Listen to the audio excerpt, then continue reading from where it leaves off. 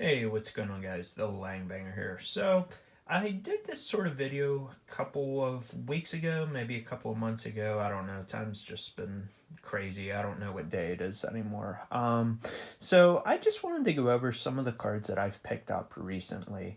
Again, I may have done this for the month of May. I may have just done it a few weeks ago. I honestly don't remember. But, just in case you guys were wondering, like, what sort of cards do I like? What sort of cards do I look out for in new sets?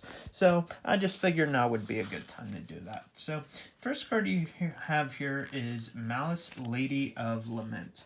So, Lair of Darkness, it's a really cool deck. I honestly should be profiling it more than I do or I have in the past.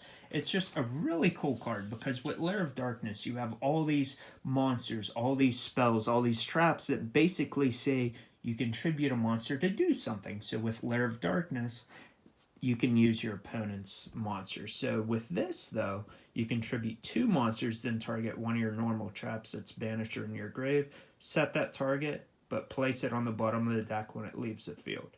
So this is a little different. So it already had a Lady of Lament. I believe it has the exact same name. But with this, you need two tributes. So you can tribute this and one of your opponents.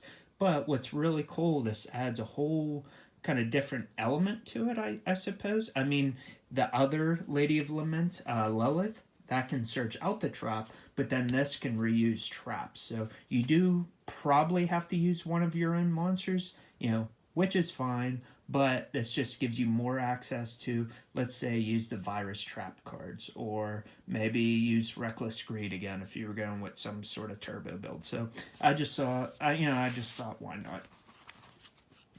On to the next one, you have Doki Doki. So this was released in, I forget what that set's even called, but the reason I picked up Doki Doki, so it was just common, I believe, before. Now it has a super upgrade. So you would think, oh yeah, you got this because of Emancipator, sorry.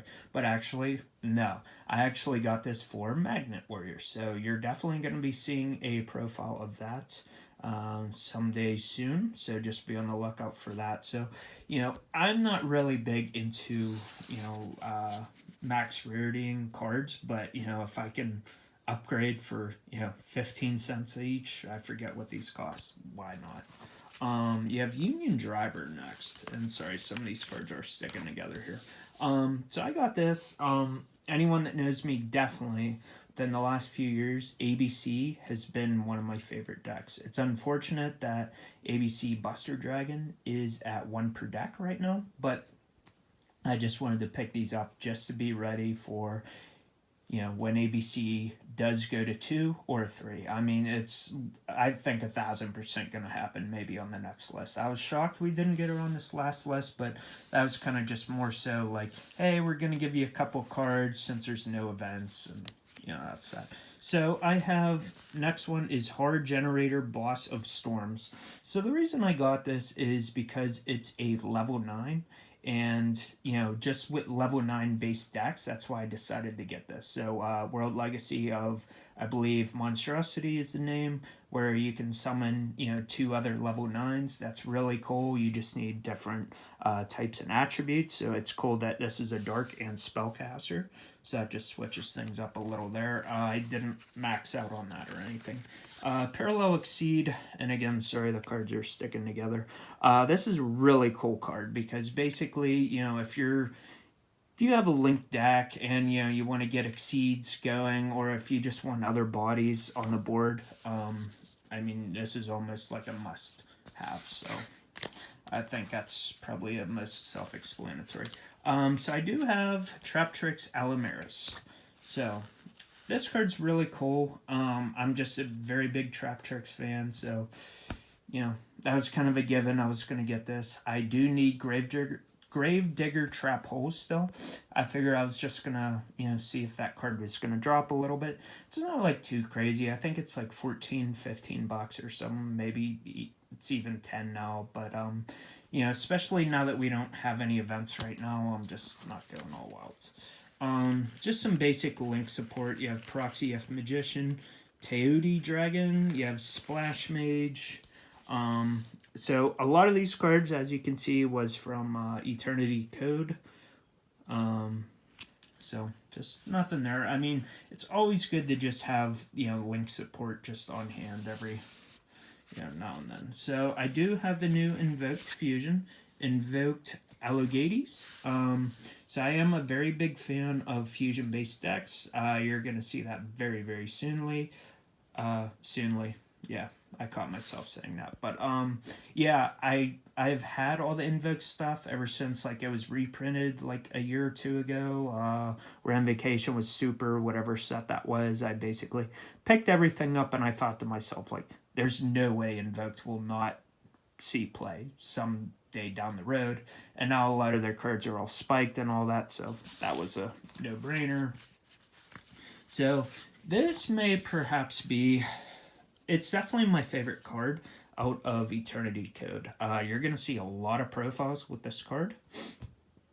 Fusion deployment, I'll just pause for a second so you can read this, but a lot of fusion-based decks. I mean, it's kind of tough because, you're going to get stuck into just doing fusion summoning, but if you're going to be going for the kill, it really doesn't matter. So, if you're a going second like deck, I think this is crazy. Like Fluffle, Shitall, ABC, those are just 3 off the top of my head. I think that's nuts. So that was definitely going to be like one card I was going to pick up.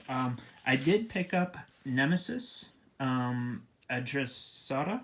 I need to get the rest of the support, but I just think that's really cool just to be able to reuse banished cards, and then I also need to get their boss monsters too, so that's not complete. Megalith Unformed, and again, cards are sticking here.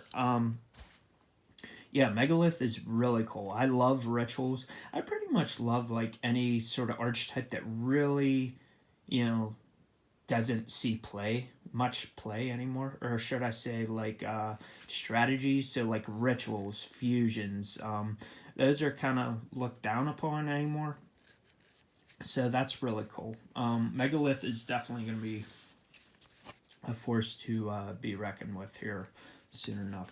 I got 3 of those Cataclysmic, the water guy. I mean, why not? It's just a common. I've gotten, the fire one. I think there was a earth or maybe wind so far. So basically just if a monster of that attribute, whatever one that you have is destroyed, you can summon this and then they all do something. So yeah, there's nothing really to go into there. Trius Hierarchia. So I actually really like fairy type monsters too. Growing up we had counter fairies, we had agents. Even over the years, I mean, we've gotten a lot of new counter traps and just in general support for fairies. So I figured, why not use this? You can tribute up to 3 fairy monsters, so you can just tribute 1, special this, and then you can see what all you can do. So of course, more that you get, more powerful it is. So that's that. And then I just continue to buy the Doki support. I just had the rest of it laying around. I mean, since the whole deck is rare, common, I believe. Why not? It's not seeing much play right now, but yeah. That's just to continue with my set that I have. So Flourishing Frolic. This is probably in my top 5 for favorite cards in the set. You basically need to have 1 in the graveyard to even be able to do something when you play another one. So excavate the top cards of your deck equal to the number of Flourishing Frolic in your grave plus 3. And if you do, excavate at least 1 monster, 1 spell, 1 trap, add 1 of them to your hand, and send the rest of the cards to the graveyard. So that may not be likely that would hit, but of course the more of these copies you get into the grave, the better chance you'll have to, hit and do something. Also, if you have, cards that can stack, so like maybe Emancipator could maybe somehow use this, and really, once you get at least one into the grave, then that second one's going to be good. Once you get that, at least two in the grave, then you play the third, it's going to be even better. So, and then of course you can see, I think those are all Sylvans there in the art. So that's pretty much the first excavating like deck. Then I think, let me see here. I have this out of order here. I did pick up 3 more Solemn Judgments. I do have 3 common ones. Now that this was reprinted yet again, I definitely picked up 3. I do really enjoy old format decks, and then even on top of that, maybe this will let me keep more decks built at one time, so I don't have to swap out cards and all that. So I mean, these were like $1 each. Last thing, it's actually mini decor. I have Thunder Dragons. So that was in Eternity Code, and then everything else I got as a core. So that's that. The reason I picked this up, I mean, it has been out for a couple of years now, just in general, Thunder Dragons, right? I mean, you even have the original Thunder Dragon itself all the way from Metal Raiders, but the reason that I actually picked this up is because of the new Chaos support in Toon Chaos. So I think that this deck's really going to be a contender. So just be on the lookout for that. I'm definitely going to make a profile or two. As long as the prices are cheap on like Chaos Space, Chaos Creator, I think are the names of them. Chaos Daedalus is alright. The Chaos Valkyria. Yeah, I'm going to pick those up. That's just something that I would play forever. So that's just well worth the money to me. So hopefully you guys enjoyed that video. Kind of random, but kind of just, kind of show you on the pipeline what could be coming up. I could make some decks based on some of the cards you saw. Update some old decks. With new support, etc., etc. So leave comments down below and have a good day. Peace.